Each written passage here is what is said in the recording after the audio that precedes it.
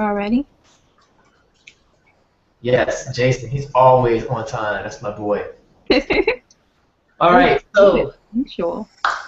what's going on, everybody? I am Vernard S. Fields. I am your host tonight for another DVA Hangout here. I believe this is episode number 9, and we have a nice lineup. And as usual, as you guys may know or do not know, the way that the show works and operates is that we are a group of designers that originated here on Facebook and is designers, visual artists, aka DVA, and we meet here every Wednesday night live for you guys to be part of our world from 8 o'clock all the way until 10. So we have a highlight artist tonight, which is going to be myself. I'm going to be interviewed for a change. Usually I'm the one that does all the interviewing, which I bring out an artist that's in the group, and we just dig into their minds and jump into their world and kind of see what it is that makes them tick, the things that they like about the graphics, where they're going, their past, future, all that good stuff. But this time I'm in the hot seat tonight. And then following afterwards, we have Latisha. She's going to be showing us a little bit of photo retouching, Get out of there. makeup stuff when it comes to photo retouching. So then after that, we're going to have a topic of discussion, which is going to be about, I guess you could say, graphic exploitation. It's a little touchy, but we're not going to get too deep into it. But then again, who knows? It just might just get deep. You know what I'm saying? One of those big round table discussions.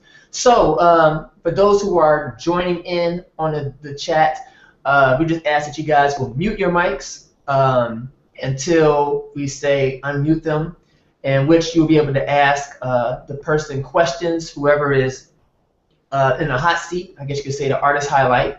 And then also when the tutorial is complete, you'll also be able to ask questions in the end. So it'd be really good if you can get some notes out, maybe a pen or pad, and you can jot those things down, but hold all those things to the very end. We really want to hear from you. So I'm going to pass it on over to my girl Latisha, and we're going to go ahead and get this party started. So Latisha, what's up?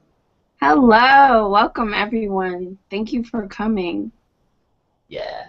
There's still more people joining. I'm excited. Okay, so Mr. Fields, you're finally in the hot seat. I'm Yes, excited. I am. And I told you, you're always interviewing people. You're a very humble artist, and I feel like you need some shine, especially since we've been working kind of with each other for this past couple of weeks. So first, well, let me introduce myself. I'm Latisha.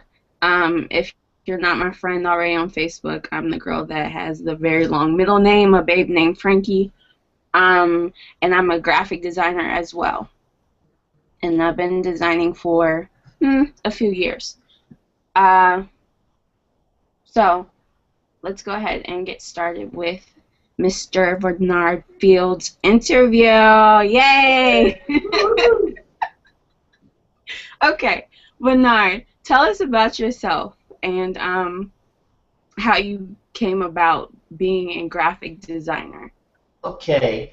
Well, I kind of got my start in art at a very, very young age. I was born to a father who was an architect, who is an architect, and so I guess I really didn't have a choice but to kind of like learn how to draw. Watching him do floor plans for buildings and stuff, that was just something that was secondhand nature for me. Like I would sit down with my little, paper, and I would have my ruler out, and I would be sitting there drawing my lines, my little boxes, and my little made-up floor plans, and I was learning a little bit about architecture at a young age. I mean, like, I remember even being in the 2nd grade, and he was teaching me things about building floor plans, and that stuff was exciting to me.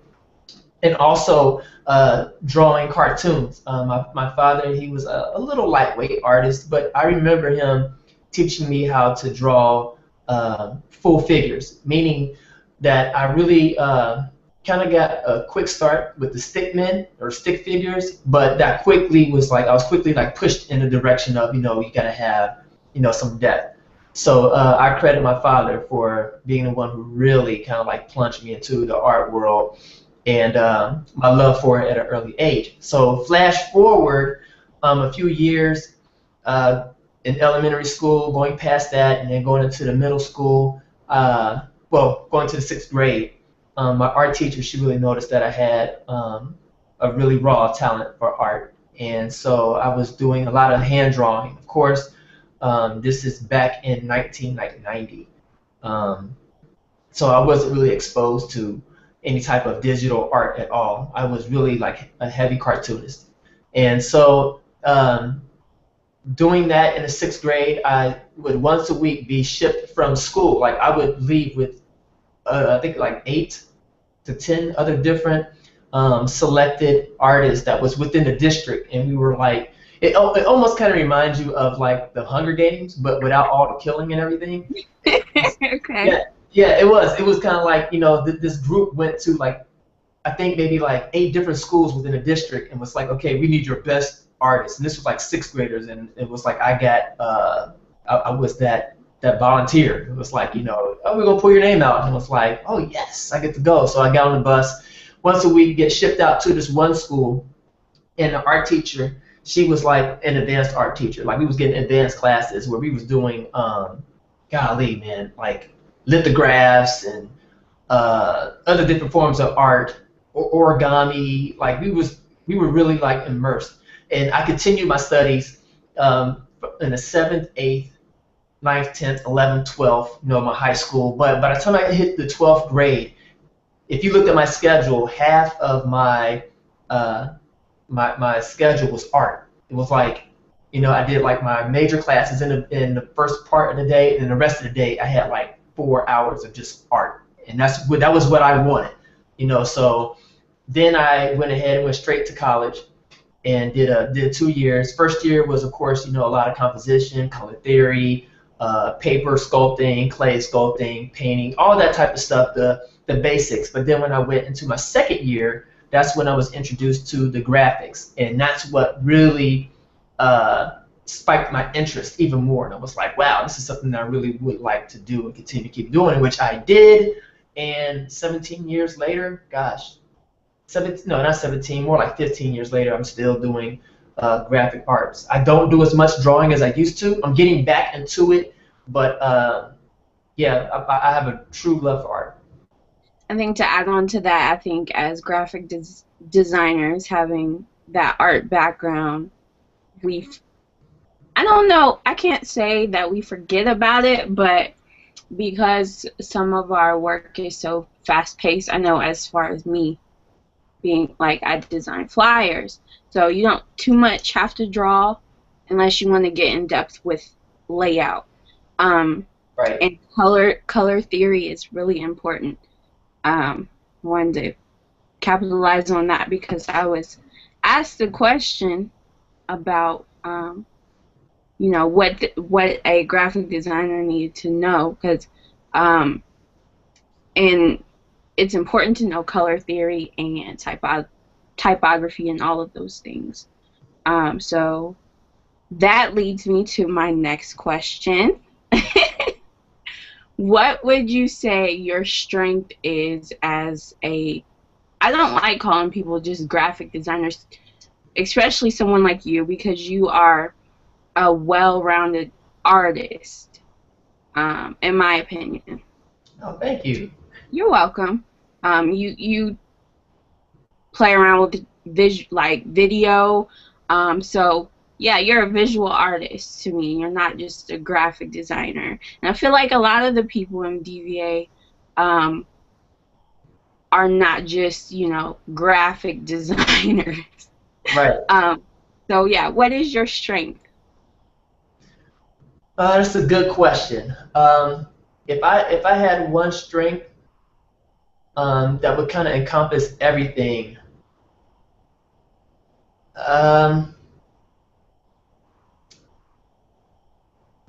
I guess uniqueness and thinking outside the box. Mhm. And the reason why I say that is because that's what kind of got me in trouble in college a lot, was because my teacher was teaching one thing, I was busy trying to go against it, and that's just within my nature. And it was a way to challenge and not get caught in like a cookie cutter, um, box, and where it's like, oh, I only do this because my teacher told me to, and therefore I stunt my growth because I don't, get off the beaten path and try to explore into some other things. One thing that I do remember was when my art teacher director, we were doing book designs, and we were to do, I think, like a historical book, uh, a book about history. Everybody was doing like all these dull, like, book covers, and they were like really boring. And I decided I'm gonna use fluorescent colors, and that's what I did.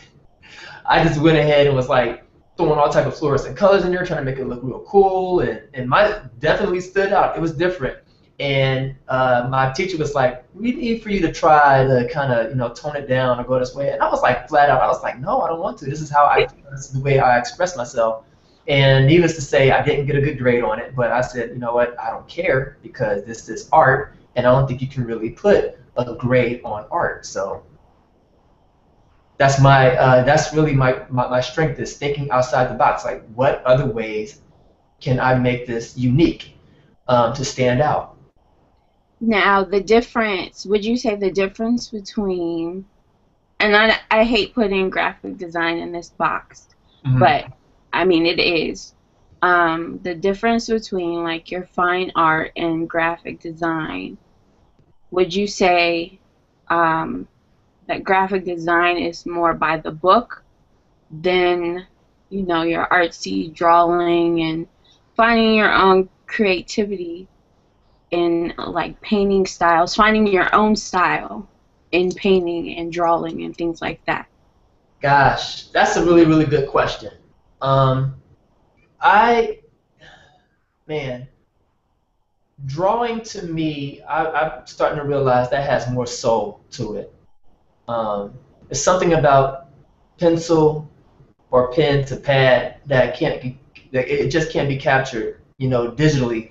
I mean, it has been mimicked, but it's another dimension. Like for example, like you have people who do digital paintings, and they do wonderful work. I mean, it's like limitless colors, it's like inexpensive, all this stuff, but the thing that's missing is like you can't capture that oil feel. Like when you're doing like an oil or even a pastel, to paper, it's like you can mimic that digitally, but there's another thing when you can look at it physically, because the way that the light may hit that oil painting, it looks different because of like the it has levels to it. And so my heart is leaning back towards that. Like, I'm not saying I'm moving completely away from doing digital, but I'm picking the pencil back up more often than I used to, and I'm sketching out more. Um, and I hope that answers the question. I don't know. Maybe I need to call No, somebody. it does. It does. I know a lot of artists that they don't like graphic design because of what you're saying. It's Yeah, um, yeah. It, they it mhm. Yeah, I can say honestly, like I did, I had a heavy thing for drawing comic book characters. I was like really dope at gosh, maybe like 12 years old. I was really, really like freaking good, and that was like around the time in which Image comics, for those who are comic book heads, Image comics came out, and that was like Spawn and everything, and that really captured me because I was like, whoa, this is a totally different style of comic book drawing compared to Marvel and DC at the time. They had more detail. The stories were a little bit more graphic. It was like in between graphic novels and comic books. They found that happy medium, and so I started mimicking that, and I started drawing like that. And I always kind of like in regret looked back and said, man, if I stuck with that, I would be. It's no telling where I would be at right now, but it's never too late. I mean, I can always kind of go back and dust off those skills and always pick up the pen or pencil and take it to the pad. That brings me to back to what I said earlier this week. We cannot downplay ourselves. We can't think of, oh, I regret, oh, I'm not the best graphic designer. Right, right. All of that, speak and, empower yourself, speak light into your work, and it'll benefit. My next question is, how did you come up with DVA chat or hangout? Well, I wasn't the first person to try it. Um, to my, I don't want to say to my surprise, but kind of like to my surprise, I was looking somewhere on DVA. I think it was one of the tabs that sometimes we don't take a look in. We don't, we're usually going to DVA, and it's the first thing we see is the feed, and we just stick to the feed and we just go down. I decided to explore the other tabs, and I saw that someone else had that idea, and I saw that after maybe like the second episode. But what really made me got me to do it was I wanted to communicate more with people in DVA and not just with the feed. And I'm like, you know what? Shoot, we have this technology where we can have like these one-on-ones or like these groups as we're having right now. And why not do it? It's like it doesn't make sense not to do it. And I think when you're isolated, you can only go so far, and you can only do so much, and your growth is slow, but when you're with a lot of other people with the same mindset, it's almost like the Avengers. Like you're just going to kick 10 times more butt. You're just going to be a lot better. And when I saw like, well, hey, I can just get online and just invite people to these chats, then hey, let's do it. And you were the first person that I tested it out on. It was crazy because we had like this hour and a half long. I think it was like, how long was it? Like 2 hours? Yeah, we talked for like ever. Yeah, it was crazy, and we didn't record it. It was like, I know. Oh my gosh, like we didn't record that, and it was such a dope like interview setting to where I was like, man, you know what? This can actually take off, and we can actually make this to where people would want to come as they're coming now and join in the conversations and stuff like that. And so then I tried to do this whole thing where I sat down, like, making it a show. That's when it came to me, like, you know what, I can have a show. And I did the whole, I think it was like episode 3, where it was talking about sex sells or whatever. Mm-hmm. And I liked it. It was dope. It took a lot of work for me to do that, maybe like 3 hours of just solid, kind of like sitting down. But I think for me to do it weekly, I don't know, I think it was again, isolation, and it was like draining to me. So I kind of felt like, you know what, I don't want to do this. I like doing the interviews. I like sitting down and having a tutorial. I even spoke with John Clement. He was another person who is behind the scenes of this, the whole DVA Hangout. Like he helped map out, like, hey V, maybe you should, try this, like format it like that. And so, like, I take my hats off to him. It's like it's a lot of people out there, Fatima, who graciously was like, yeah, like I love the idea. I love your spirit behind DVA. So yeah, let's take it to another level. And she, supplied me with like, graphics like the DVA logo. She's helped shaping me and mold me too in this whole thing. Okay, cool. Who right now is your inspiration as a graphic designer? I always tell people that ask me to like, if they're new graphic designers and they're like, I really don't have a strength in this or that or whatever it may be, I always tell them, make an inspiration box. Like right now, these flyers I have from like these are throwback flyers, like from Columbus parties.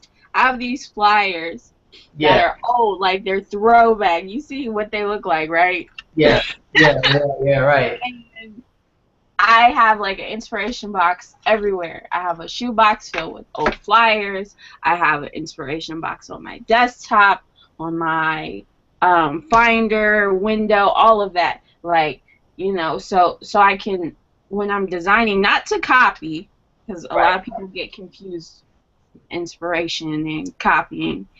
But so I can just find something in relation to what I'm designing or to inspire me. Who right now is your go-to, I guess, muse or uh, inspiration, designer or artist?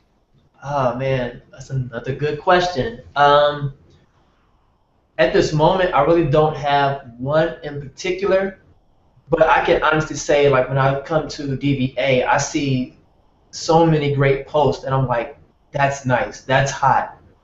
Um, and I usually friend that person. Like if it's really like jumping out at me, next thing you know, I'm like sending them like either a message or I'm like friending them, or I'll leave a comment on there. Uh, One person who deeply inspired me, I can reach back, was Samira. I hope I'm pronouncing her name right. But she's in DVA, and I didn't know it, but I would get a lot of my inspiration from going to deviantart.com. And while I was in there, I would just come across various artists that jumped out at me. Like I liked their either composition style, the way that they cartoon, the way they color. And Samira, I love the way she did her flyers, and I'm like, who is this person? And so I marked them as a person that I would follow. So whenever she posts up, I would get a notification, and I was on it. I was looking at her flyers, I was studying them. She actually was like the one who really turned me on to like using flares. She doesn't know that, but now you know. She was the one that turned me on to that. She also I studied her way of typography and her composition, the way how she would position everything. Like she just had it down pat, and I'm like, had I love the work, and I stopped going to DVA. I'm not DVA, but DeviantArt, and for maybe a couple of years, I was dormant for a while, still doing art, but I just wasn't posting it anywhere online. And so when I got into DVA back in like maybe August around that time, uh, I had started posting again. I was really energized, inspired once more. And so one day I was like, oh man, people was posting up flyers. I was like, they gotta check this girl out that I know. So I went to find her on Facebook, found her on Facebook, friended her, and then I told her, I was like, hey, there's this group, DVA, blah, blah, blah. I think you would like it. And sent the message, didn't hear nothing back, and then I went back to DVA to see if I could add her in there. I started typing her name in, her name pops up as already being a member, and I'm like, dang, I'm late, like, they'll, you know. And I was like, dang, like that, but again, that's super dope, you know what I'm saying? And so I posted her work up there, and then people was commenting on it, and then she just kind of like came back, like, hey, I haven't been in here in a minute, blah, blah, blah. And if people like my work, and she started posting, once more again. So like that was super dope to see her kind of like, taking the initiative to post things back up in the DVA. So that was pretty hot. Yeah. That's funny. That's really funny because I think as artists, we find our celebrities are other graphic designers and artists. Right. Like I love music, but I can't sing or anything. I am aware of those celebrities, but like our celebrities are definitely other artists. Yep. Well, I don't have any. Well, yes, I do have another question. Okay, I can try to answer. One more, and then I'll let other people talk because I get long-winded and I don't want to take up too much of this space. What, as of now, what are you doing as far as graphic design? Like, you have a company. Tell us about your company, and how you started that. Okay, quickly, the way I started my company was I was always doing freelance graphic design. When I graduated in '99, a year later, I started working for a church, and I worked there as their head graphic designer / art director. So I was in charge of everything graphic within a church, and also the direction in which the church was kind of going when it came to the arts. So that was a full-time paid, job, making good money, loved it, and then they downsized, and of course I got cut. So I guess they kind of quote unquote got smart and was like, outsourcing their work to other designers who were either graduating from college. One of the members of the church, he was actually going to college for graphic design, so I guess they kind of get their smarts up. And it did. It showed at the moment. Like the art went like down. Like the direction of all that stuff went down. But I'm like, hey, you pay for what you get. So I was freelancing ever since, making decent money. And then I moved to Rhode Island, and then that's when I kind of got into doing web design. I was doing Flash building for a company that was called BZ Results, and I did that for about a year. And then I moved back to Cincinnati because it was just way too expensive to live out there. Even though I was getting paid well, it was just way too expensive to live out there. Moved back to Cincinnati, and then I kind of got in the field of doing like school teaching work, but I still kept doing my graphic stuff out to the side. And then I finally was like, you know what, I need to do my own company. Met a couple other designers. We all said, you know what, let's do it. Let's do it. Let's give it a shot. We ain't got nothing to lose. I quit my job a year ago. Yeah, it'll be a year in about another month and a half. And I've been doing fine. I mean, it was kind of scary, but I told myself, I said, you know what, it's going to be now or never. And it's nothing like having that motivation, that fire underneath you to survive. It's like you got to be like that bird that get kicked out the nest, and you're either going to fly or you're going to die. And for me, it's like it's been a struggle at times, and there's been times where I just stretch out my wings and I'm soaring and I'm doing my thing. And there's other times I got to flap like hella hard, real, like flapping, like, oh my god, I gotta. That's it. That's just putting it all over 100. Because it's hard being a freelancer and having your own, basically writing your own check and all. It's really hard. Yeah. So but at the same time, I wouldn't trade it for a thing. Like, that's one thing I love, the benefit of waking up and being like, you know what, I gotta make it for myself, and I manage my own time. Like, I don't have a boss over my shoulder like nagging me, like, hey, you got this done, blah blah blah. I ain't gotta worry about none of that stuff. It's just I wake up in the morning. Check my email, take my daughter to school, check my email, check phone messages, do graphic work. If I don't even have a graphic job on the plate, I'm still practicing. And that's what I've been doing lately. Like, that's why, you and I have been clicking like a mug like for the past couple of weeks, is because it's like, I'm realizing how important it is just to strengthen your skills and sharpen your skills constantly. So, yeah, that's what I've been doing. And that, I feel like that gives inspiration to a lot of new artists that have just recently jumped out there and decided to start their own business or just become a freelance graphic designer, whatever it may be.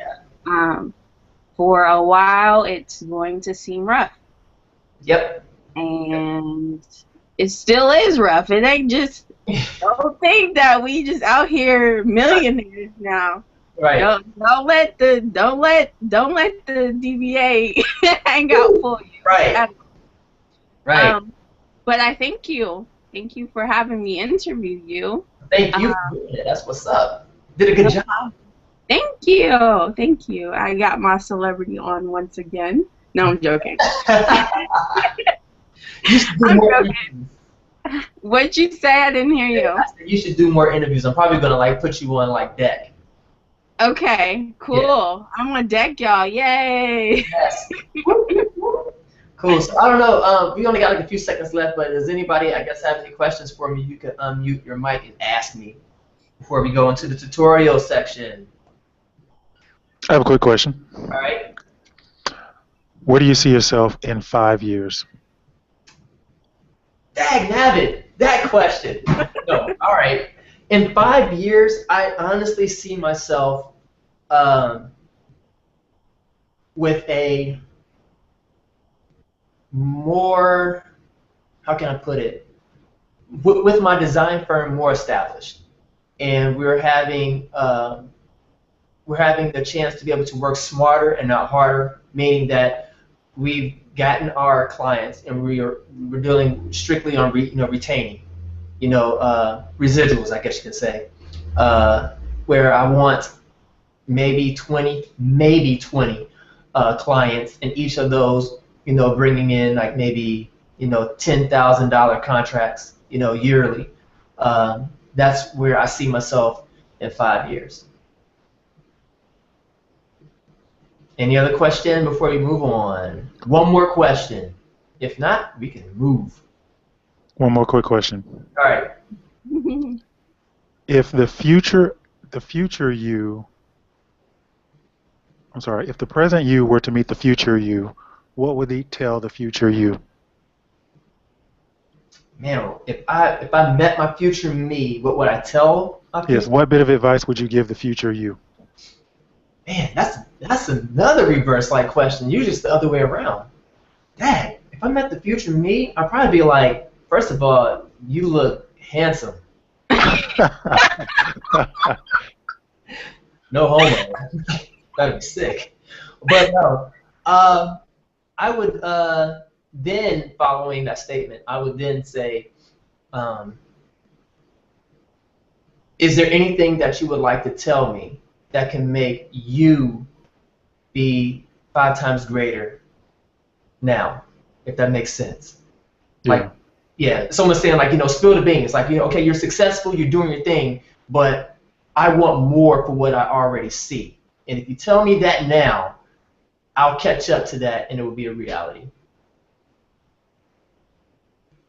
Yeah, I think that's a dope answer. That's what's up. Mm-hmm. Cool beans. All right, y'all. Well, thank you guys for allowing me to be interviewed. That was different. It was great. And now we're going to move on to the next section, in which we are going to have Latisha. We're kind of doing almost a reverse role, in which she's going to have the floor now, and she's going to have a tutorial / overview dealing with photo retouching. And I'm thinking she's dealing with like model faces and things of that nature. So I'm sure it's going to be dope. So if you got any questions, of course, you can jot those things down, and you can put them off to the side. You can chat, whatever. And Latisha, you got the floor. Do your thing. Well, thank you, guys. I'm not going to cover everything about retouching. Just some tips I picked up. I used to work for a fashion magazine called Elements Magazine, and me and the owner, shouts out to Kaneo Biggs, we were really close at one point in time, and I used to, basically he was my muse, and I used to, like we are doing now, we used to screen share, and I used to watch him retouch all the time, so I learned some things from him, and a tip that I showed Vernard yesterday. So this is one thing. And then when you guys are ready, just ask any questions you might have about retouching.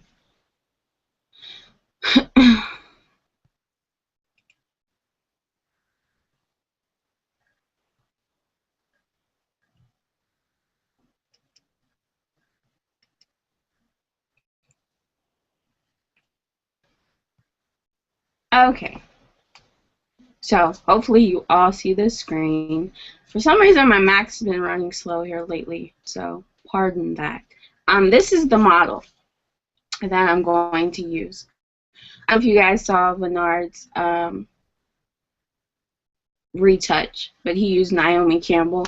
I'm going to use this Victoria's Secret model. I forget what her name is.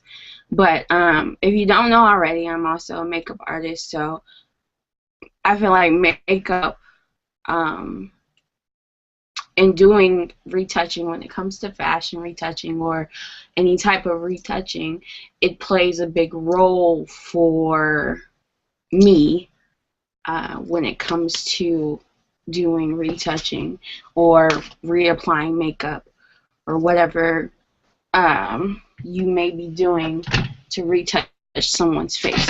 Okay, so we have this model here. She, I can tell, I don't know if any of you guys can tell, she's been retouched already, but not too much to where, you know, it looks fake. It definitely looks natural. but she has a young face. So things to pay attention to when you go into retouching faces is face shape. Just like applying makeup, face shapes play a very important role in retouching faces. What to take away and what to add also plays a very important role. When it comes to, if you're dealing with someone that has really, really wrinkled skin, you don't want to do, like, take away wrinkles too much to where they look like they've had a lot of, I guess, Botox or plastic surgery done to their face, because then they tend to look too fake. If you're dealing with someone that has acne-prone skin, same thing. I mean, yes, get rid of the gigantic ones, but make them look natural. Don't make them look like their face was just, I guess, painted on. So let's get into the retouching. This is one tip that I learned, actually not from Canio, but from a tutorial that Vernard showed me. So we're going to use the clone tool for this. When you go into retouching, I always, which is very important, you want to copy the layer that you're working on. So you want to make 2 of them. So you could just go back to see what the transition you've done looks like from the beginning, because sometimes you're going to be dealing with multiple layers and it might get confusing. Groups are also important too. If you don't know how to create groups, it's down here. Make you a group and put your images in that. And that will also help and keep you organized, or even naming your layers. Also, will keep you organized. Okay, so I have my 2 layers here. Same layer, same image. The copy of the bottom image is the original. So she has freckles, of course, and they're not bad freckles. They're actually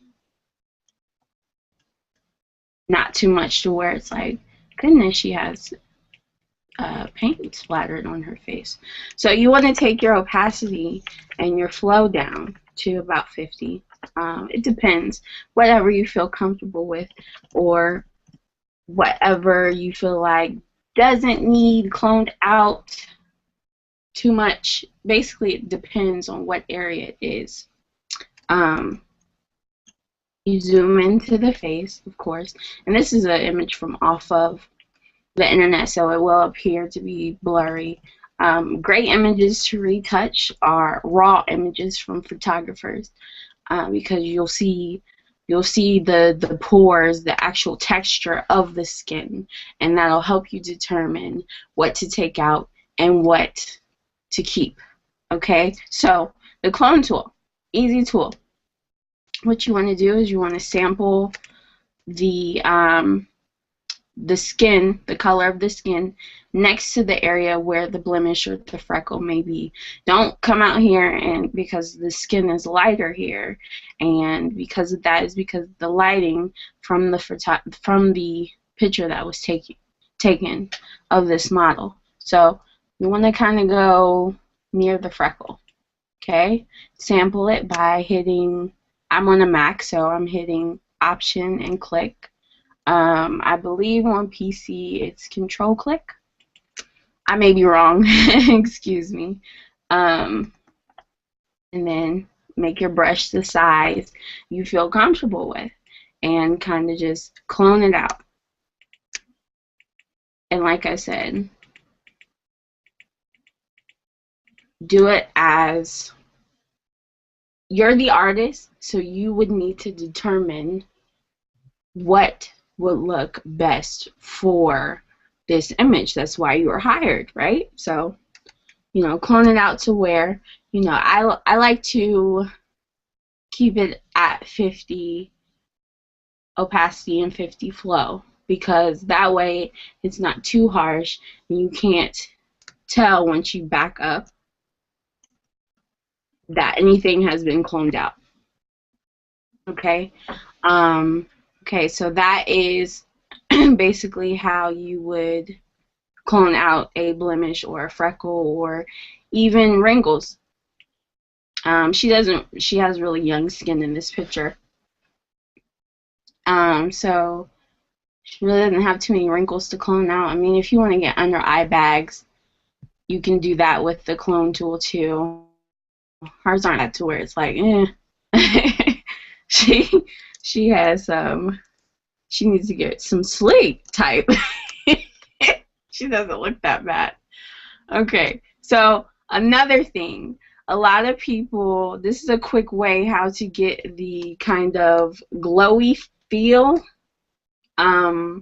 which she already has, and it's another way to, if the client, you're retouching the image for this magazine or whatever project it is, if the client has large pores. Now, large pores, because like I said, I am a makeup artist also, large pores come with age, and it happens. It's just something natural, but they might have really large pores and you want to get rid of that, especially when they have makeup on already. What you want to do, because to go back to what I just said, sometimes when they have makeup on, makeup tends to, especially if it's a new makeup artist, the makeup tends to like seep down into the pores, so it makes the pores appear and it looks like a hot mess. So, well, we're gonna do the surface blur and a masking technique. So we have our model here. We'll go up to our filters. What am I doing? Okay, there we go. And we'll use surface blur. Make sure you're not on the mask thumbnail. You'll want to be on the layer thumbnail of the image. So you'll go to blur in your filter section, and you'll go to surface blur. Okay? And at this point, like I said, same thing with the clone stamp. You'll want to determine what is going to work for the image when it comes to playing with the radius and the threshold in surface blur. Don't be intimidated. That's one thing that graphic designers, I think, fear is, oh, what is it going to look like if I do that? Just try it. And I mean, you have undo at the end of the day. You have the undo button. So just, you know, kind of play around with it, see what works. Okay, so I'm going to, let's see, we'll take it down to, well, we'll take the radius up. Keep the threshold at 48 maybe. Yeah, that looks good. Okay, and then we'll hit OK. Looks good to me.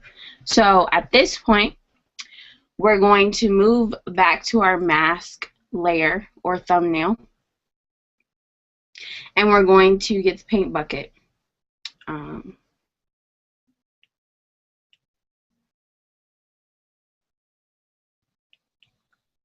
Act like I know what I'm doing in Photoshop. Okay. And then we're going to switch the paint bucket over to, well, the fill over to black. Okay. And we're going to kind of fill the mask.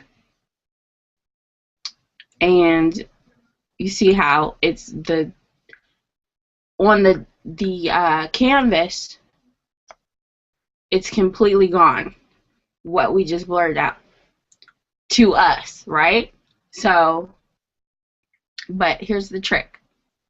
we're going to erase, because this is the handy dandy mask.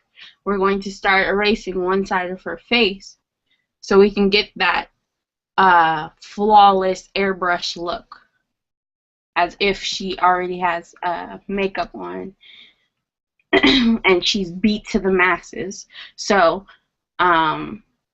you'll make sure that you are on white on your fill, and you'll start erasing to make that up here. Why is my erase not working? Okay, maybe it's black. Or maybe, yeah, it's black. I'm sorry, guys. You'll start erasing, and we'll start bringing up that surface blur. And you see how her skin will begin to look more airbrushed. And this will also, like I said, eliminate those large pores. With her, you don't really have that as an issue.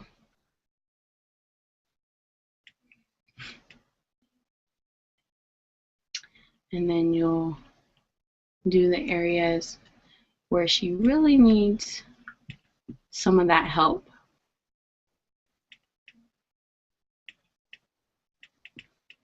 And be a lot more careful than I am. I'm just showing you guys this tip right now. And I'm going everywhere with it. But it's just like painting, you know, or drawing. Follow the areas that need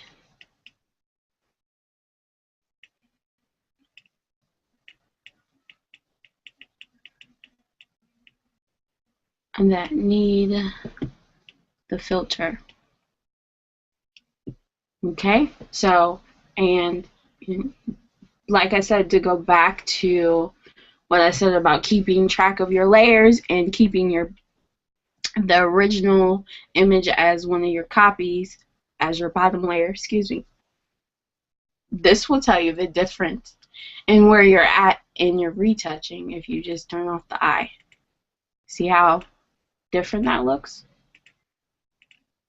And that's a quick way to kind of make that flawless finish when retouching skin in Photoshop. Also, another thing, if you get a photographer, especially new photographers are going to have new makeup artists. And sometimes new makeup artists, you know, they're new, so they're going to make mess ups. They might use the wrong foundation or the wrong eyeshadow for the model. You want to pay close attention to undertones.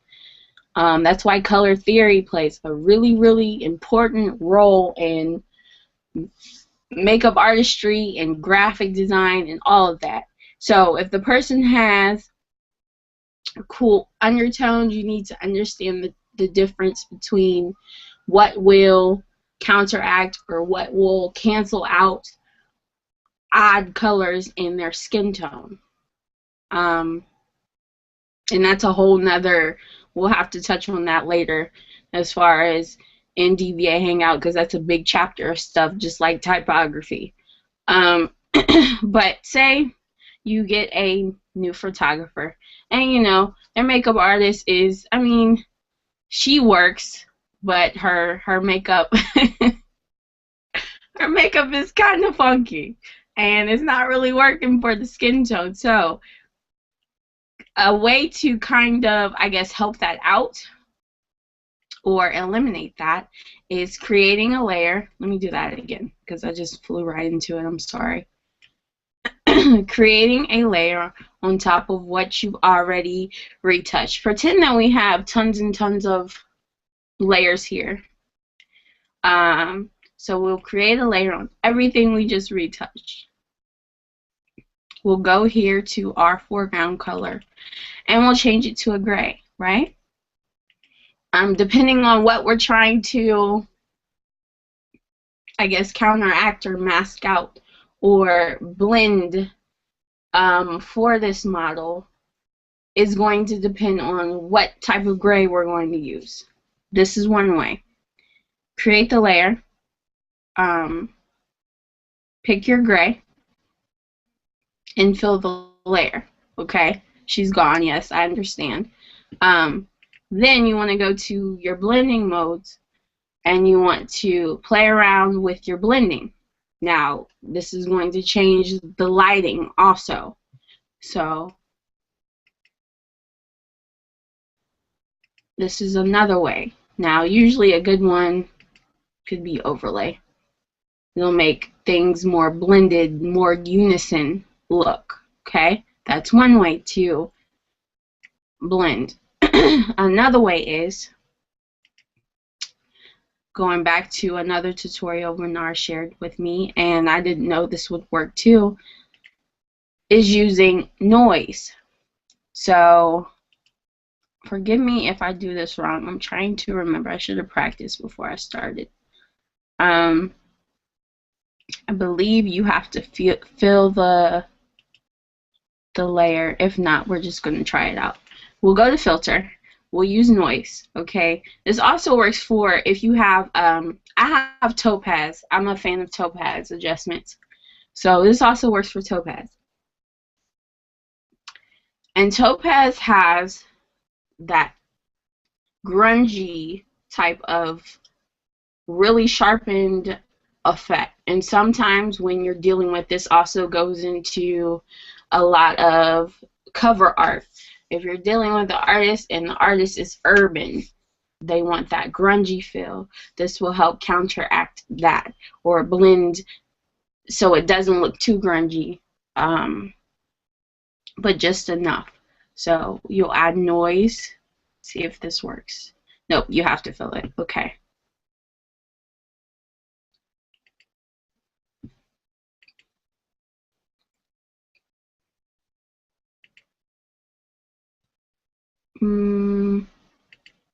Okay, I need to fill it white.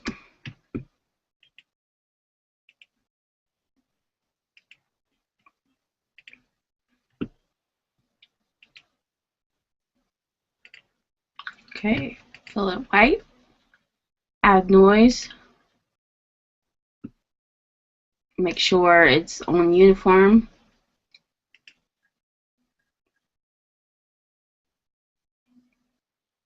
Monochromatic. And the amount also, like I said, it depends on what you feel needs to be done for the photo.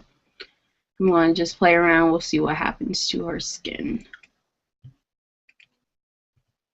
And then hit overlay. Woo! She looks kind of crazy, doesn't she?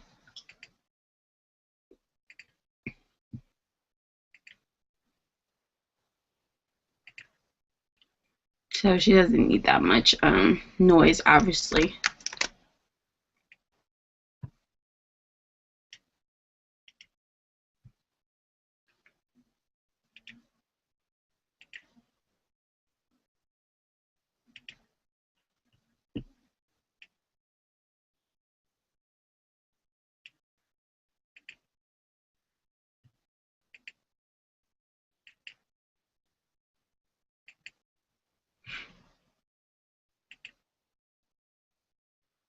There we go. And then you'll turn down the fill.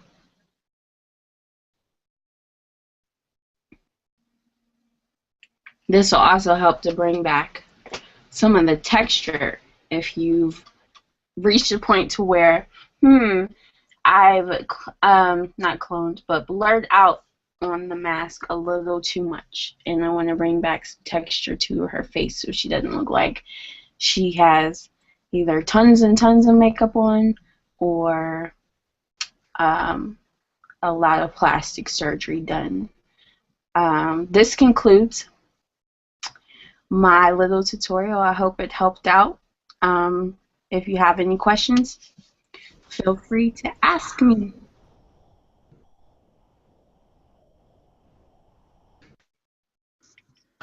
do have a question. Mhm. When you're doing your photo retouching, how do you feel about using the, what is it called? It's not the clone tool. When you want things to be more defined, like the lips or the eyebrows, um, You mean the sharpen? the sharpen, and there's another tool that goes with that. There is the burn tool. The burn tool. Thank you. Okay. How The do you feel burn about tool, using those? right. It's all right. The burn tool, I only use the burn tool in areas that are dark. For example, her eyebrows, which are gorgeous.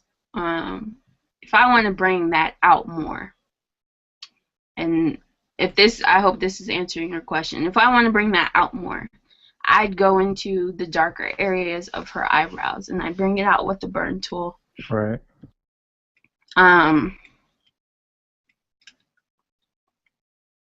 Which is it's under dodge tool and above the sponge tool. So I'd go over here and I'd zoom in to the area that I want. And I should have used some of my photography that I used to think I was going to be a photographer back in the day. And because this is an image from offline, but like I said, once you use raw photos, you'll start to see more.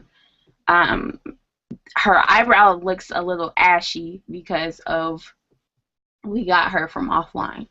But I would zoom in to enhance her eyebrow with the burn tool. Oops, I'm on the wrong layer. My bad, y'all. I make sure, don't make that mistake. Make sure you're on the right layer. And I go in, and you can actually turn up the exposure,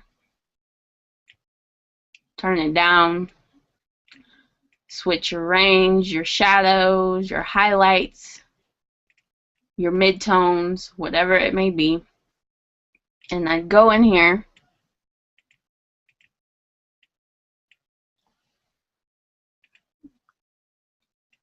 it's kind of funky right there. Why is that? Okay, there, you can see it now. I go in here on the layer that I want done. And this is actually supposed to be done when you're cloning, during the time you're cloning and removing blemishes and stuff. Because once you have created a new layer and start the kind of the airbrush look thing, you're not going to be able to see it.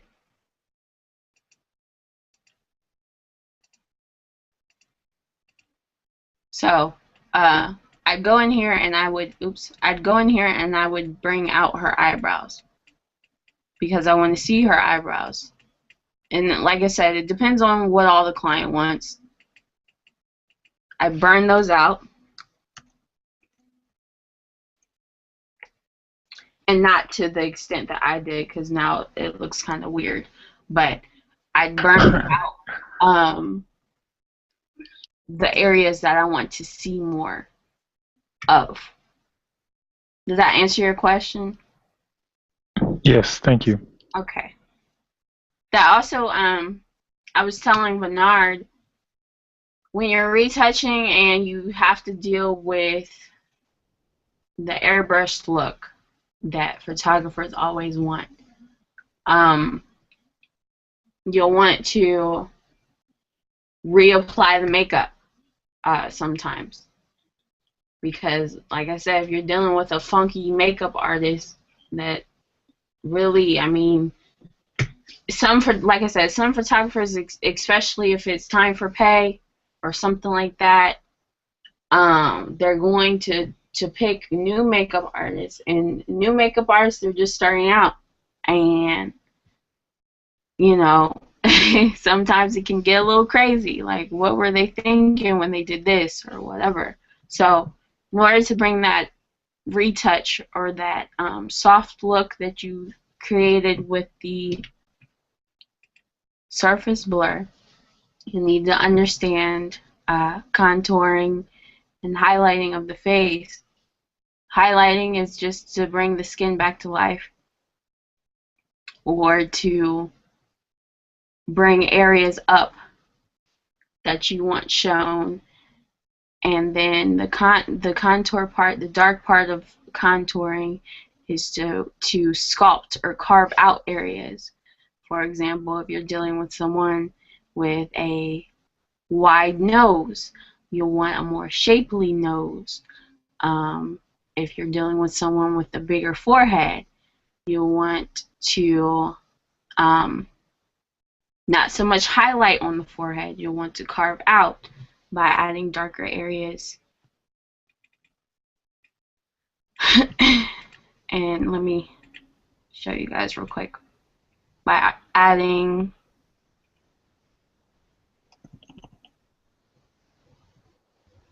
darker areas here and here, and you'll want to carve out here. You want to carve her cheekbones out, and this is just to re-sculpt the face. You want to carve out here, here, and it also depends on the face shape. You'll basically have to use a flesh tone that's darker. Not too dark, but dark enough to where it looks like she has shape again in her face. Any more questions, guys? No, I think that really should be it.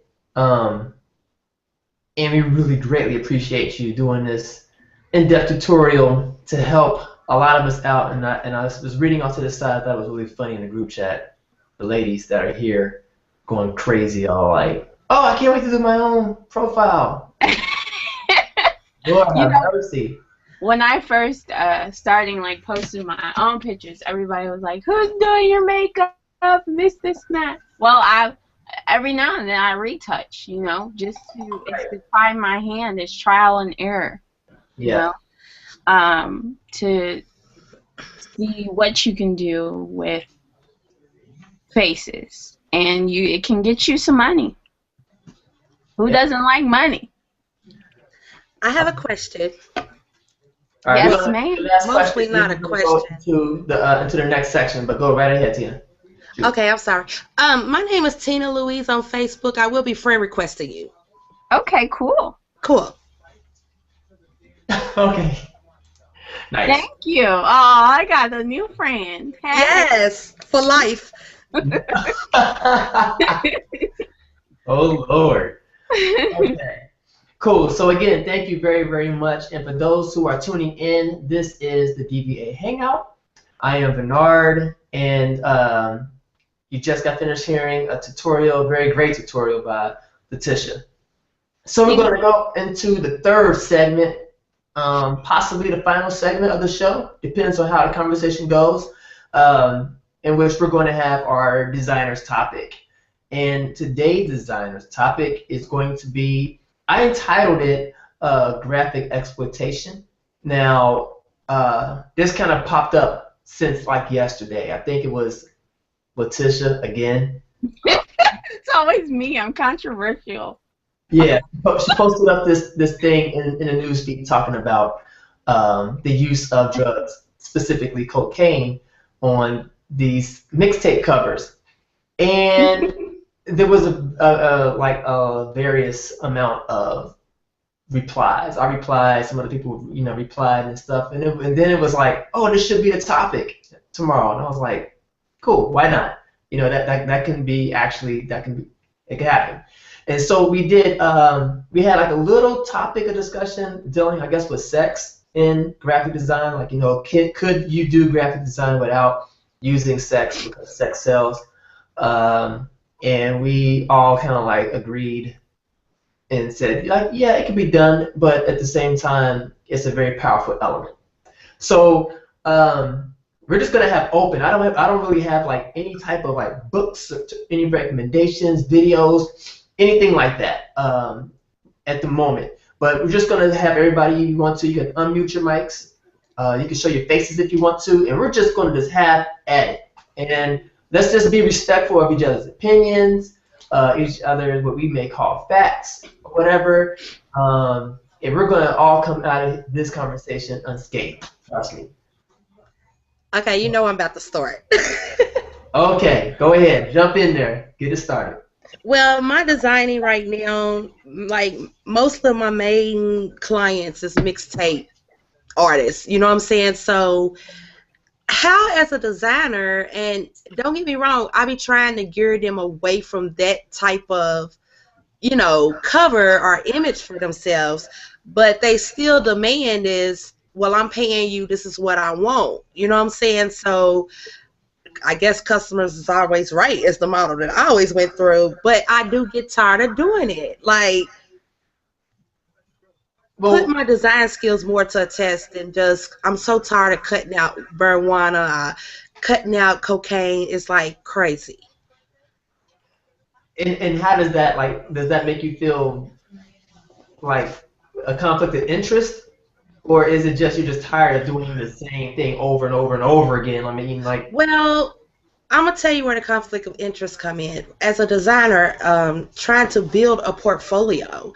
So if I do get a client that say is more corporate America, well, I can't send them to my Facebook page or a like page that I am on Facebook, and they see an all this. You know what I'm saying? So that's my main issue with that whole thing. Like, it's dead to me. Okay.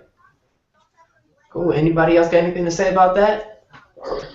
Well, I know for me, I don't really do, most of my clients are either mom and pops or corporate America, so I don't really deal with a lot of people that, you know, do mixtape covers, but what my recommendation would be outside of, either if you want to do a separate Facebook page specifically for those types of artists or clients, and then kind of what I'm doing with my mentees is just create products, create companies that are corporate America.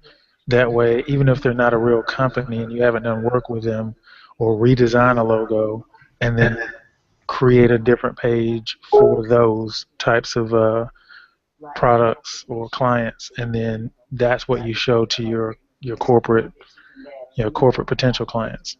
That's what I would do. Thanks, John. Not a problem. I mean, it may take a little bit more work and time, but in the long run, you'll get away from eventually doing, $45 mixtapes and, get a $350 corporate client who needs branding or some type of design work. Okay. Yeah, it's almost kind of like, for me, the old saying, I think there was that movie Angels in the Outfield where it said, like, if you build it, they'll come. It's All right, guys. Where, like, if you put that out in the ether, as they would say, whatever you put out there, that's what you're going to that's what's going to gravitate toward whatever you put out. Whatever you put of yourself. Now, you have a choice. You can let the people make you who you are, or you can take control and start to make yourself who you are, and you can choose who you want to deal with. But I do understand totally when it comes to saying, well, gosh, I have, bills to pay, or I need some money.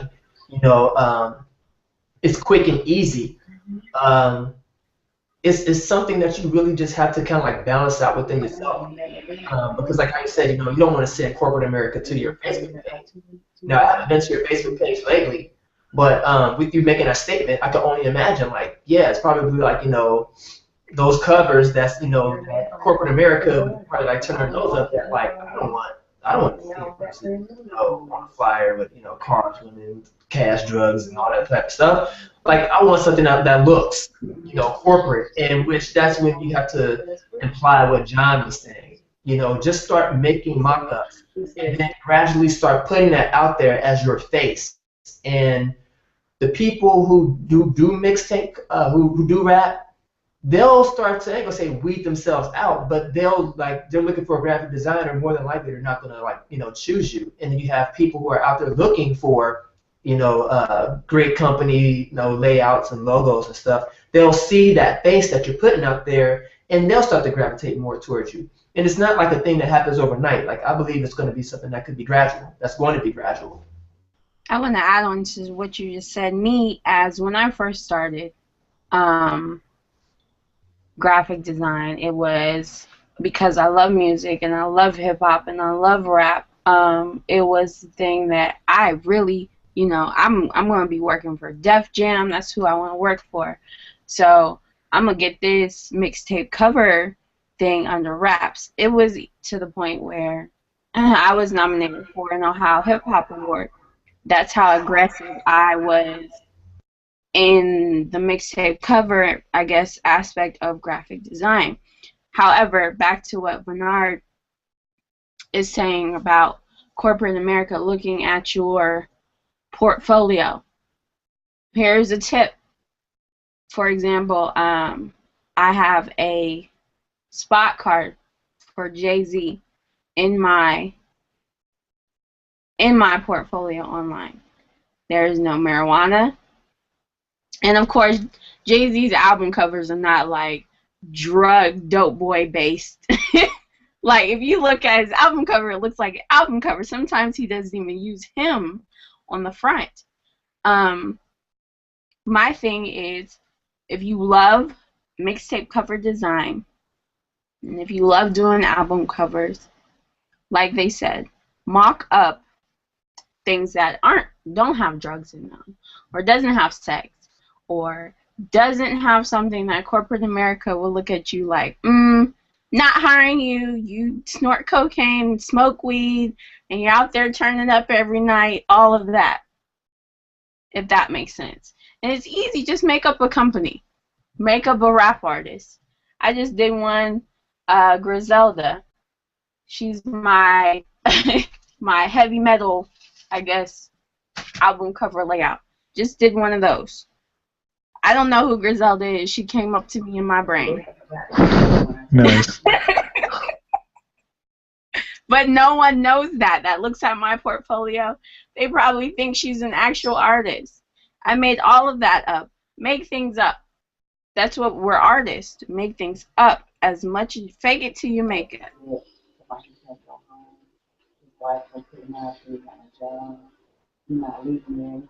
But that's just to add to what, to eliminate drugs, paraphernalia, and all of that out of even the guns out of your portfolio. Because it is hard. And mixtape covers, not to downplay mixtape covers, but that demographic is not trying to pay your worth.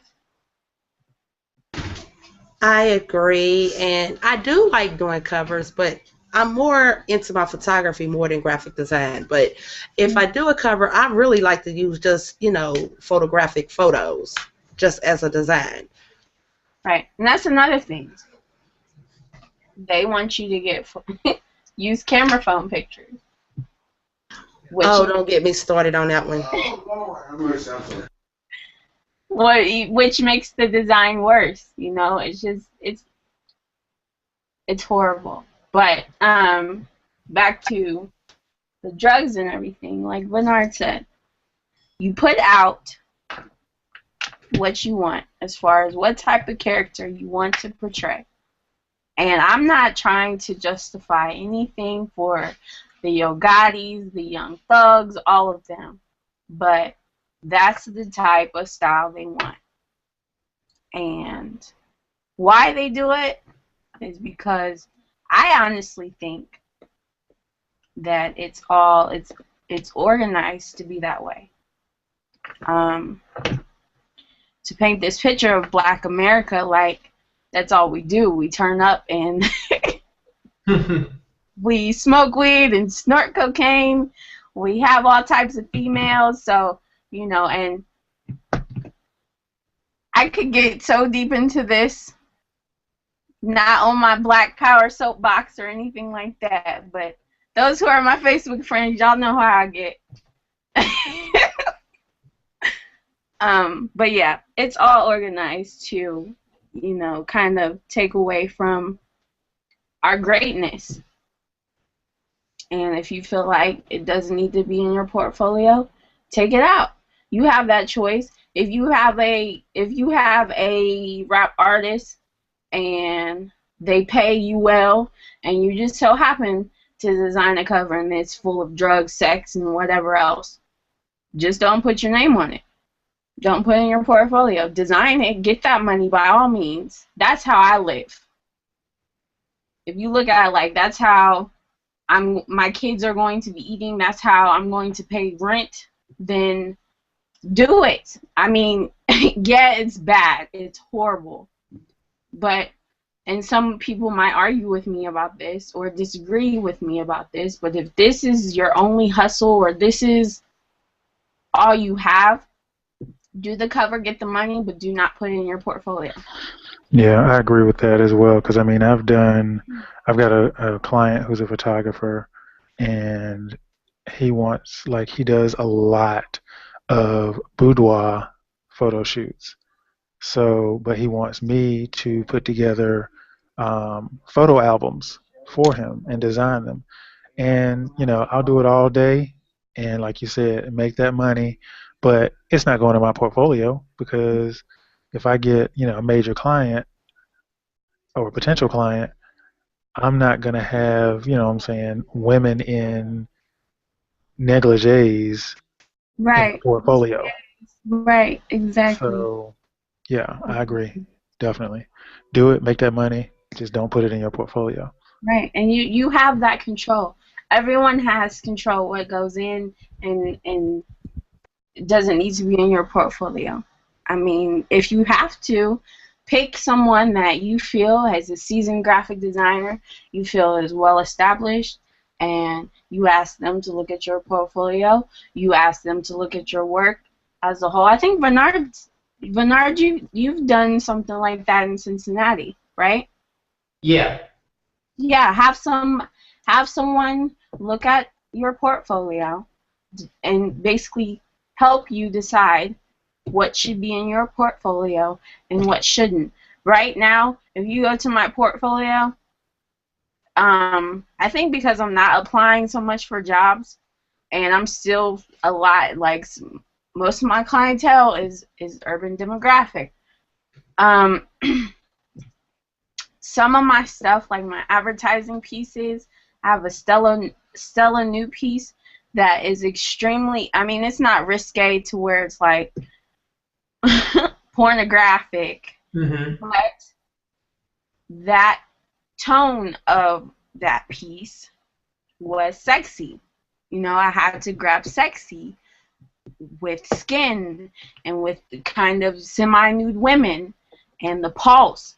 So, I mean, pieces like that, to me, is different than pieces where it's just overtly, she's got a thong on and she's squatting a certain way, or he's snorting a line of cocaine.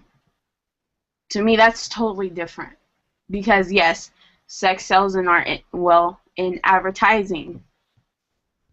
Back to the first topic you talked about. You know, so you're going to have some of those pieces where, you know, say you do a fragrance like I did with Stella Nude mock-up. The product is called Stella Nude. What's the first thing people think of? It's a female fragrance. You smell it. It's soft. It's sensual. What do you want to see? Are you asking us? No, I'm just saying. I mean, I know what the men want to see. I'm just saying.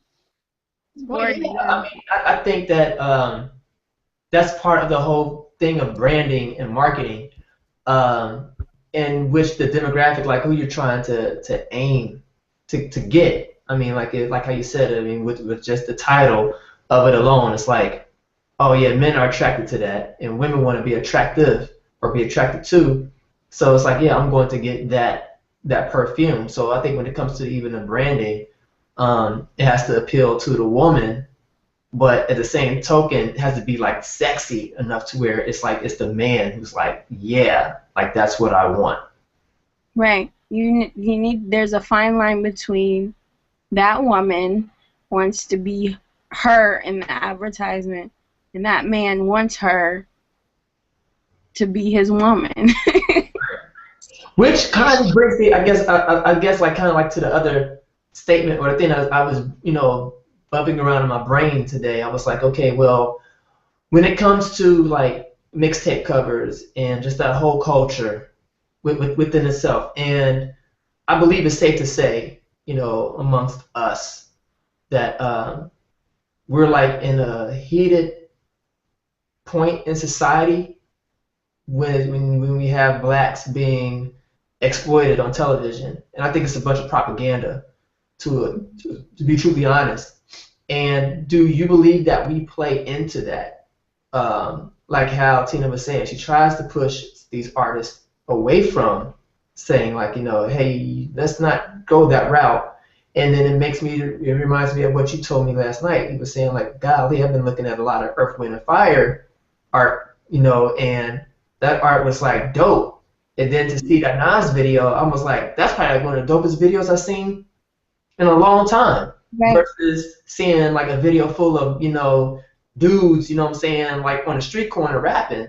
Like it's a fine line between art and art. Though it is all art, what I'm saying? It's like, it's easy to go get the clip art, clip out the money, go clip out the car, go clip out the woman, make sure you clip the guy out, put a helicopter in the sky, get some guns, and voila, on a street corner, you got yourself a mixtape cover.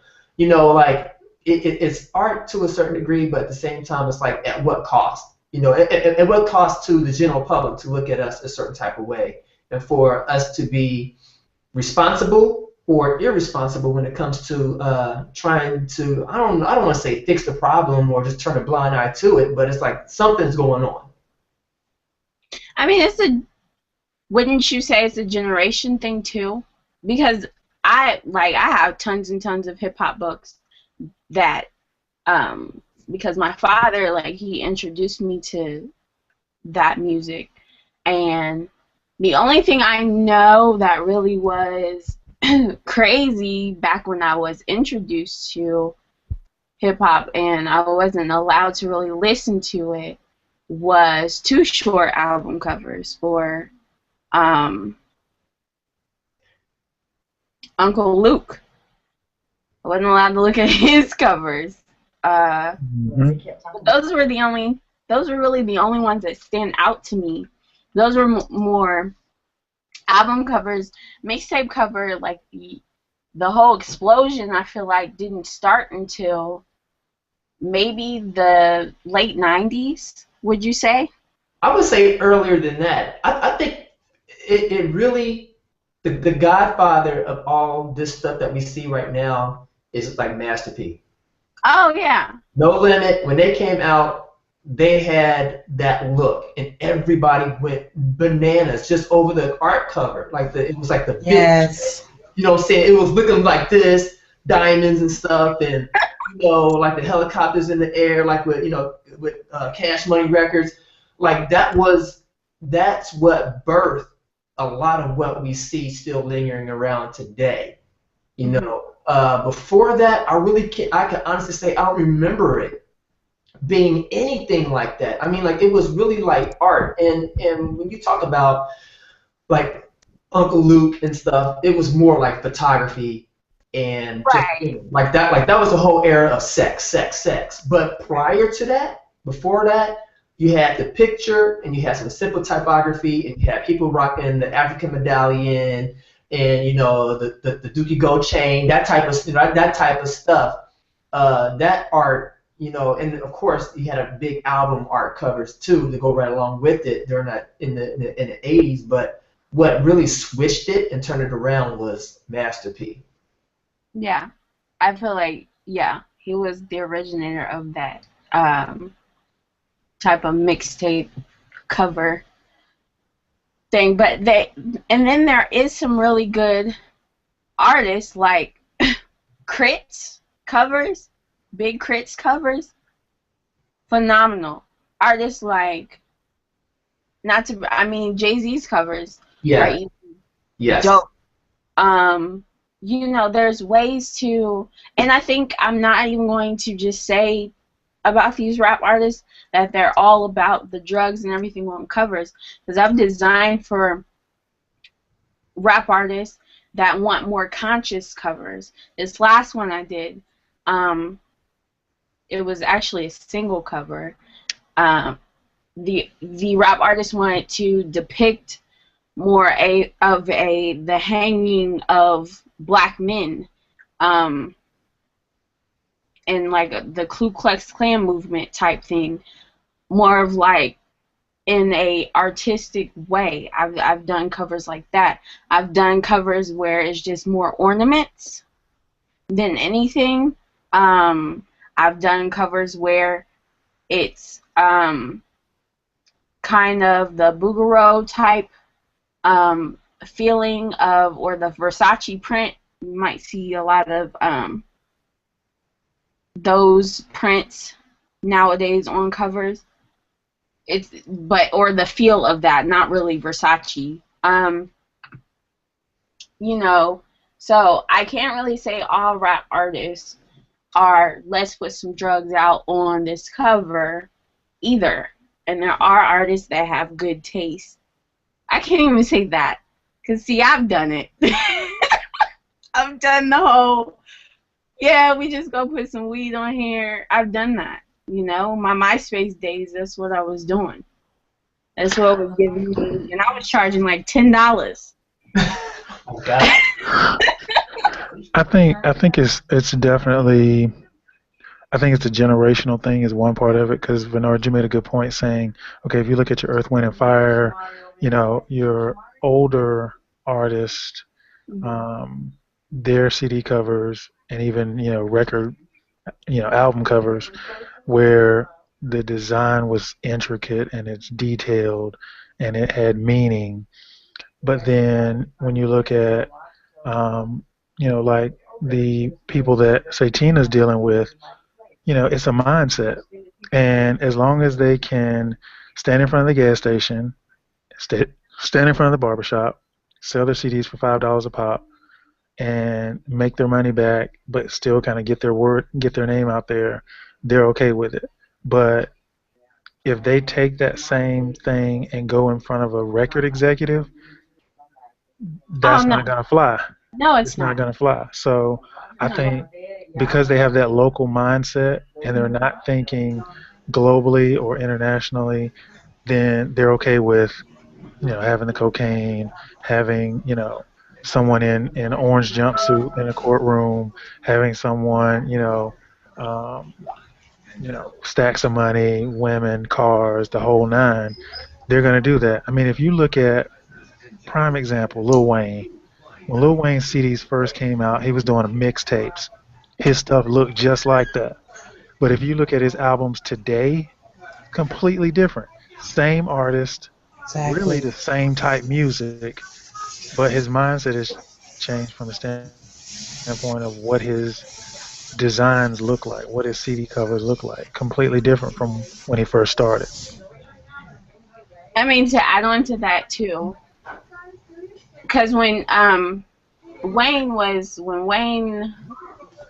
was Cash Money, Juvie, and Kurt and all of them, they were doing the Master P covers. Exactly. So yeah, you're absolutely right. But then when you grow up, and Lil Wayne, he's an interesting character, but he is a businessman. All day. I think that's when he started to shift a little bit. When he decided, hey, I'm going to try, or to attempt to try, to start building my own empire. So some stuff needs to change. That's what happens when you're a graphic designer. Same exact thing. You'll hit this point where it's like, especially if you've been doing mixtape covers and that's all you've been doing. You'll hit this point to where it's like, okay, it's time to grow up, it's time to mature a little bit and do things that are no longer local. Don't fall into that local graphic designer, because that will kill you. And I'm speaking on this on the level of being that graphic designer we're talking about now. That's, I mean, when I posted that in DVA, the only reason why I know is because I've been there. I've been there where the rap artist has been like, I want all this weed and all this cocaine on my cover. You know, because that was, I designed for local dope boys. But now, even the local dope boys, I mean, I don't know about in y'all's hood, but now the local dope boys, I guess they're getting a little bit more conscious. And they're starting to put, like, I guess, clothes more. But I guess it's the same thing because now it's still materialistic. I mean, they switch from, so I don't know. There's so much that you could talk about when it comes to mixtape cover design. And it gets a bit, I guess, overused from the drugs, the models, and all of that. And then it becomes boring. It's interesting because with this being such a big thing when it comes to art out there, I'm wondering, is there a book, a design book out there like built towards that? Not to say that people gotta make those kinds of covers, but just to kind of like go over the history of it. It would be nice to see a book like that on the shelf that talks about the To talk about mixtape cover design in itself. Yeah. Hold on. Lord Jesus. Oh. You. There is actually one called The Art Behind the Tape Mixtape Cover Art by DJ. Oh wow, really? Yeah. I have this book too, and it's called Hip Hop Immortals, the remix. Hello? It's old, but I mean, it's got a lot of interesting stuff if you are a mixtape cover designer that you might want to look at. I don't know. I'd have to pull some stuff out. I'm in our library now at home, so. But yeah, I mean, and then there's that video someone posted in our group. I don't know who it was. I didn't get to watch the video though. It was a YouTube video. Jermaine and them were looking at it, and I don't know. I have to go back through the history of the DVA group to pull it up. But to answer your question, Bernard, it's an old, well, not really an older book. It's probably about 10, 15 years old. There is a book out that talks about like sex in advertising, especially like graphic design, advertising, mass media, that kind of stuff. I know there's like a paperback book somebody told me about years ago. I want to say it was called like Sex Appeal or something to that effect, but I'm pretty sure that's the name of it. But yeah, there was a book out years ago that kind of dealt with, okay, you know, is it too much? Has industry gone too far? You know, when did it become mainstream? You know, when you look at stuff like Hardee's commercials and Carl Jr.'s commercials that are using, you know, sexy women to eat burgers. You know, when did that start?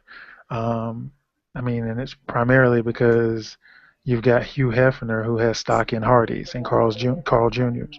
So, you know, that's just an example of kind of how the design commercial industry has kind of taken that type of turn.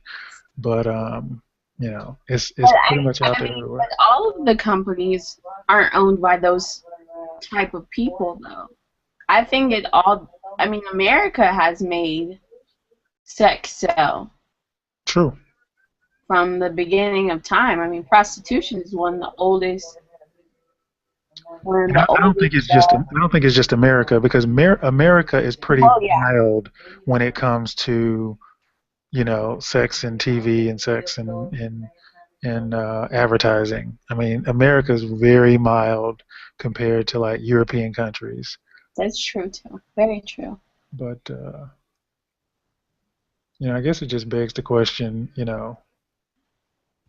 what is the cost of doing, or using sex in advertising or sex in design? I mean, I've had opportunities as far as people coming to me saying, "Hey, we're trying to start a new porn website in this state, and we're looking for a web designer.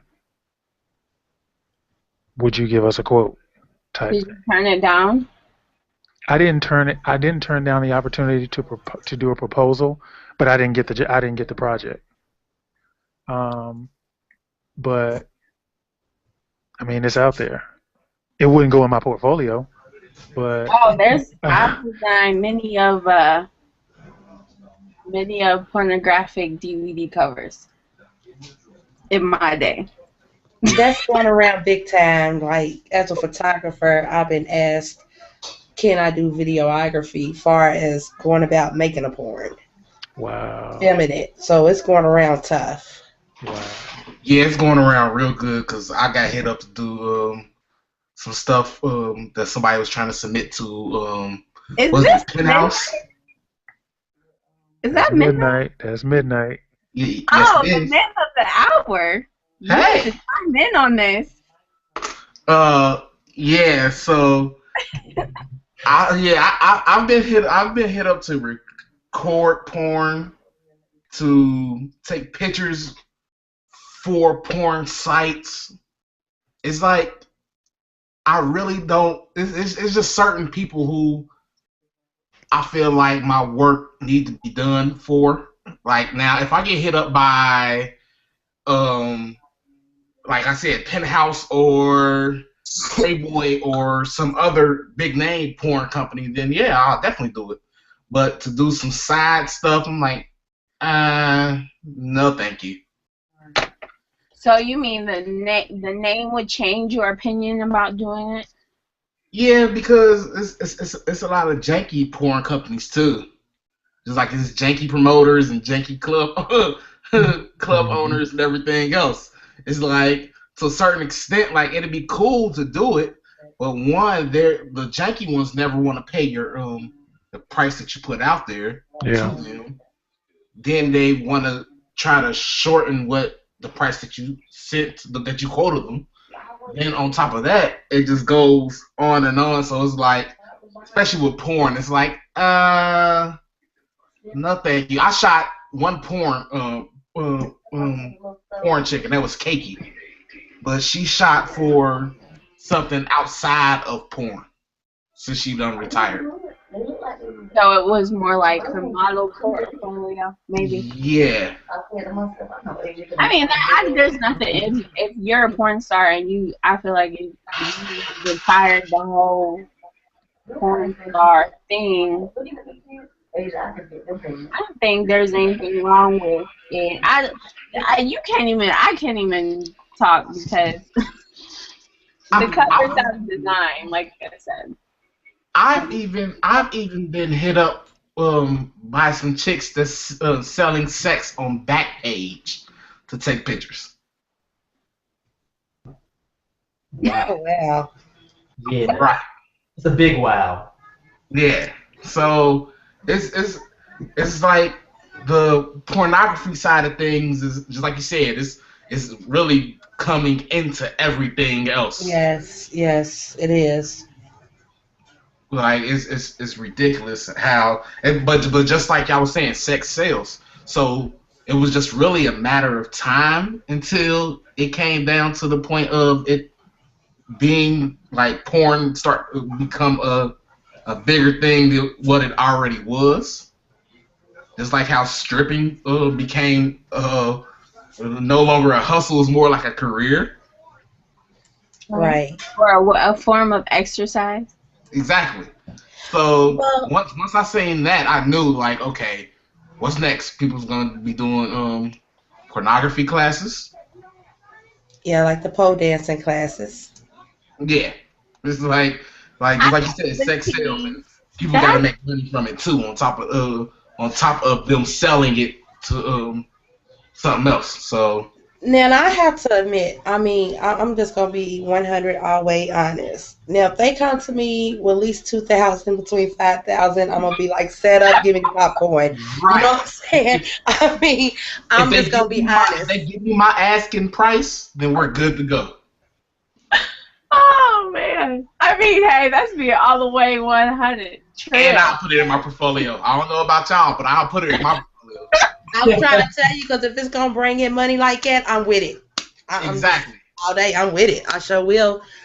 Pop me a bag of popcorn and let's get it rolling. But let me ask y'all this then. I mean, just the thought. I mean, like for myself, I wouldn't do it per se, but what's the difference in that compared to stepping up your game when it comes to doing graphic design? Because it's both the same, to be technically honest with you. One is just motion, the other is still photography or still images. You know, Well, like doing it for graphics. Like let's say for example, for me, I won't do a mixtape coming for $100. I won't do it. Like my price is higher, you know. And if somebody had came to me and was like, you know, hey, I need you to shoot some porn, you know, I for myself would be like, nah, I ain't doing it. Like you can't put a price in front of me, I ain't doing it. But if I were to be doing that, then it's like, yeah, I'm gonna charge like X amount of dollars.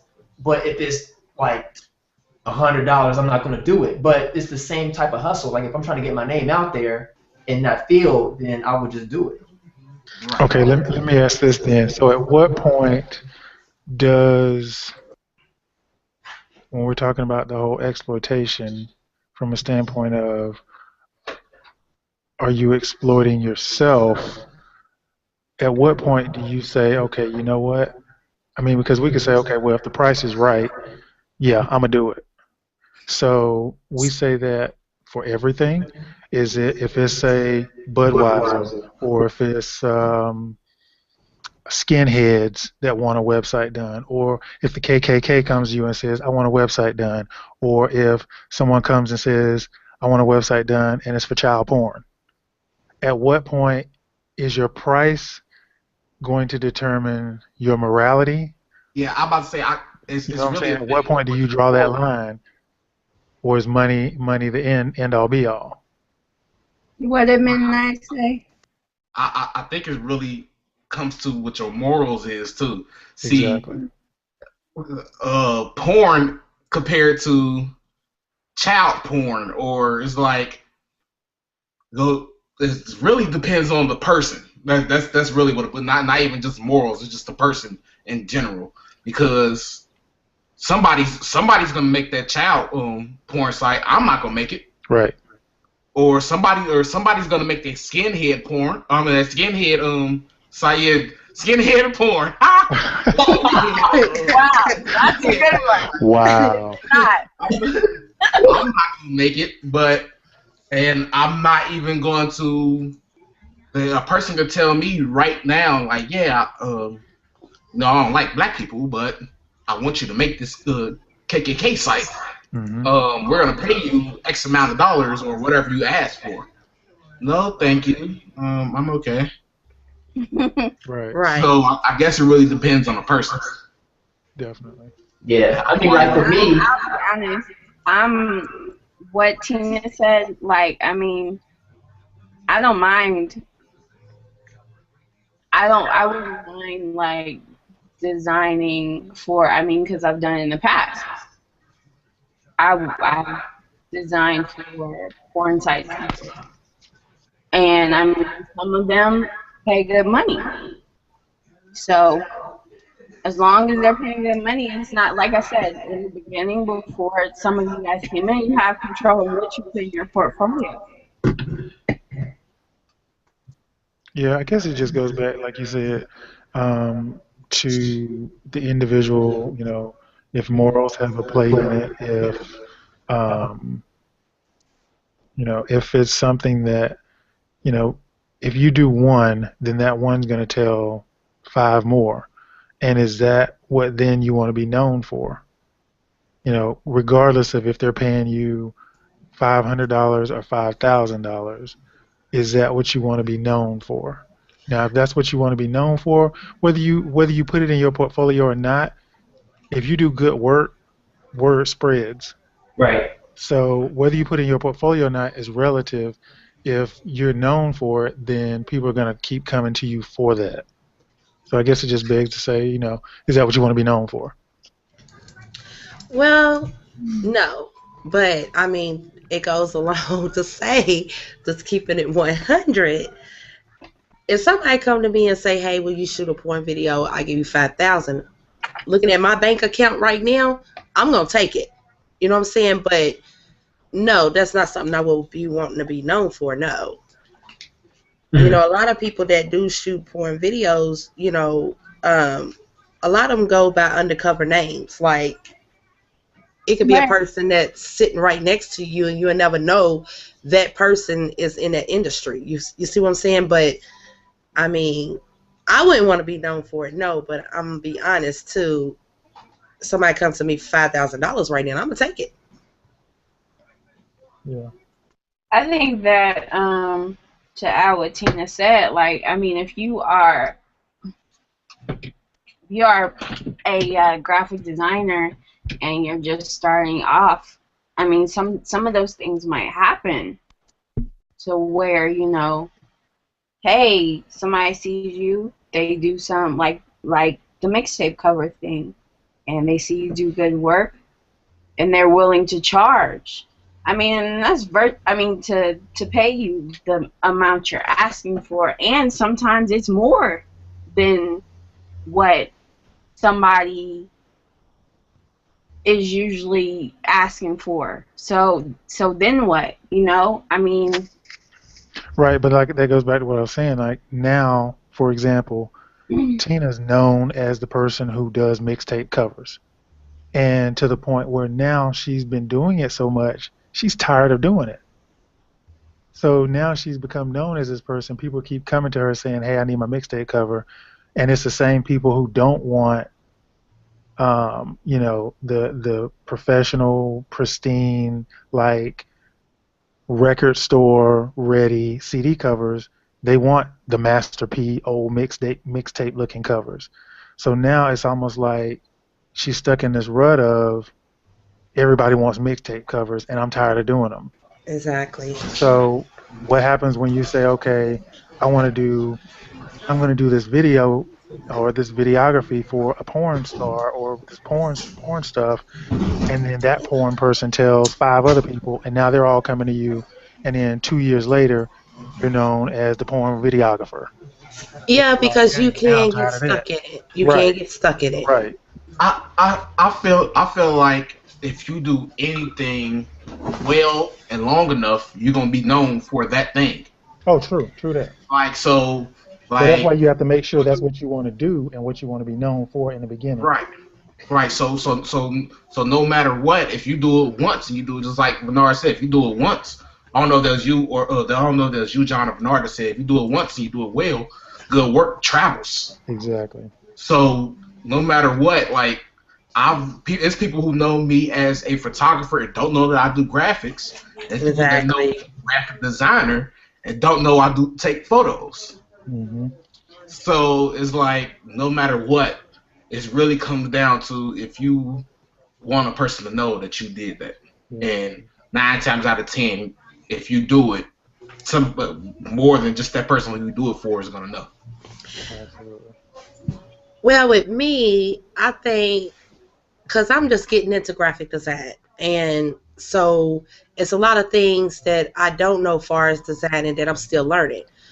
But mixtape covers was one of the things that I caught on kind of quick. So I think that's the reason why I'm kind of stuck in it right now till I guess I learn how to like apply more myself as a graphic design artist.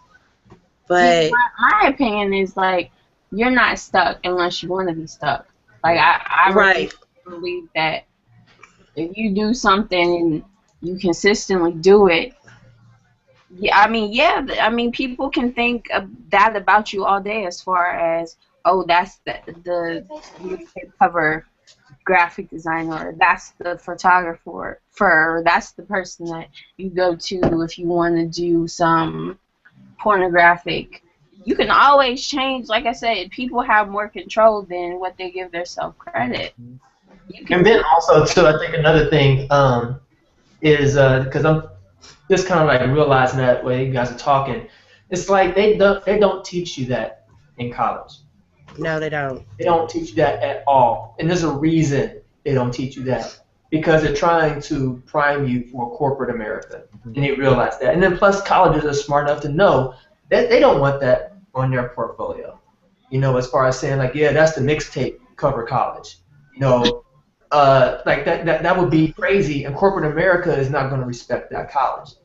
And when you're dealing with certain types of certain circles of people and what they're known for, a price comes with that. Unfortunate, but it's at the same time that's the truth, and that's why it's very important, as Latisha was saying, like, you know, is realize that you're not stuck, and for whatever reason, in which I believe the reason is because it's easy to do, and you're easily accessible because you're either fresh out of college, in college, or you're just starting to do graphic design, and your people that you're used to being around, they're either all going to try to, I'm a rapper, you know, or I'm trying to be a video vixen. And those type of people, sad to say, they don't have the dollars to back up their dream. So it's like they're going to do everything that they can to scrape to get from the bottom to the top.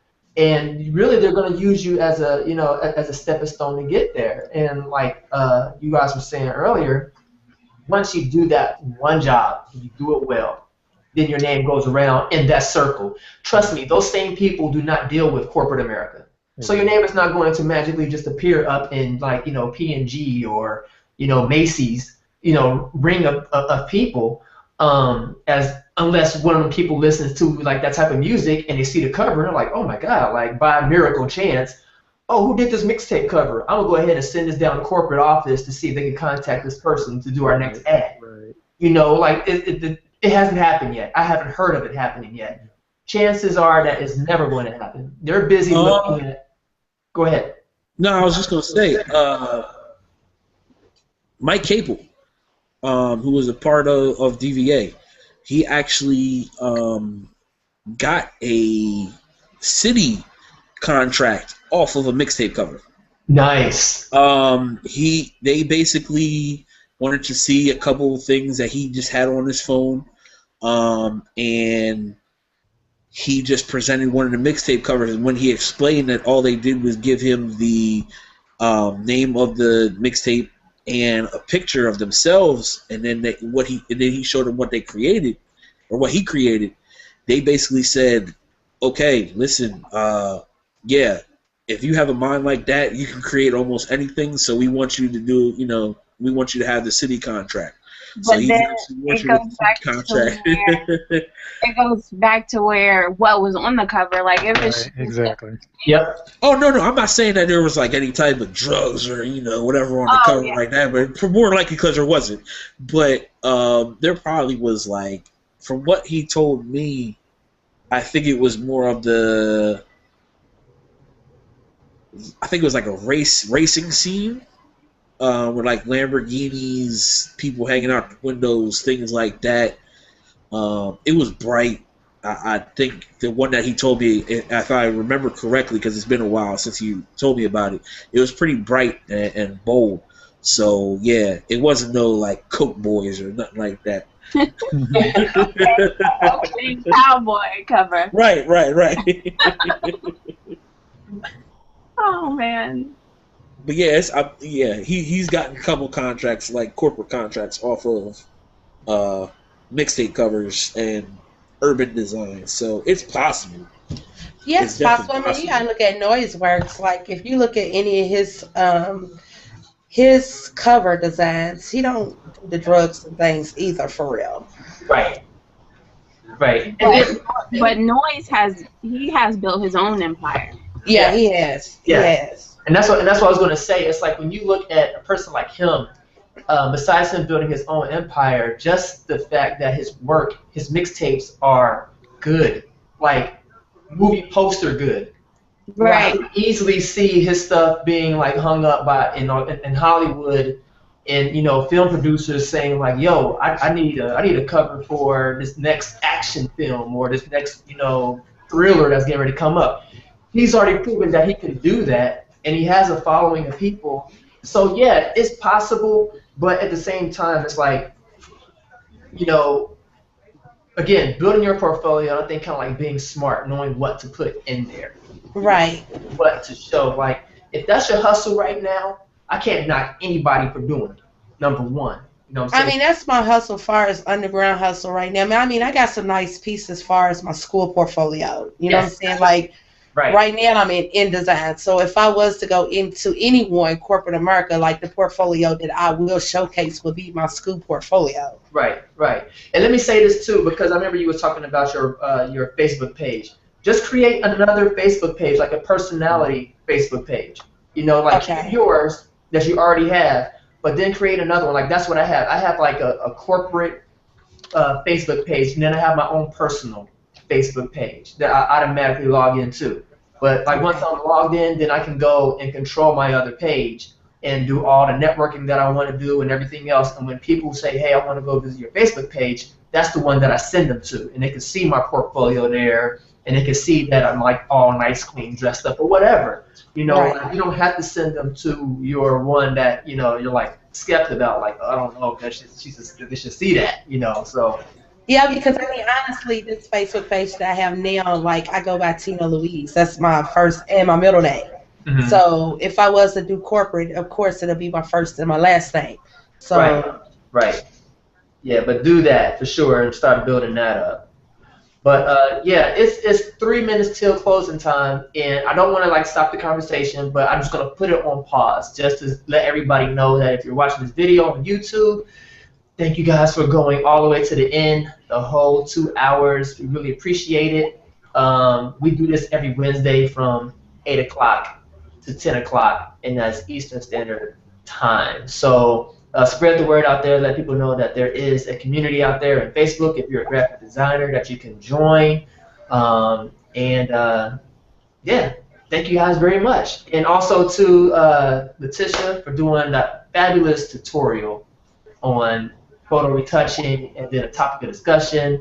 Also for her putting me in the hot seat, and I was able to kind of like talk a little bit about myself, my own personal graphic journey.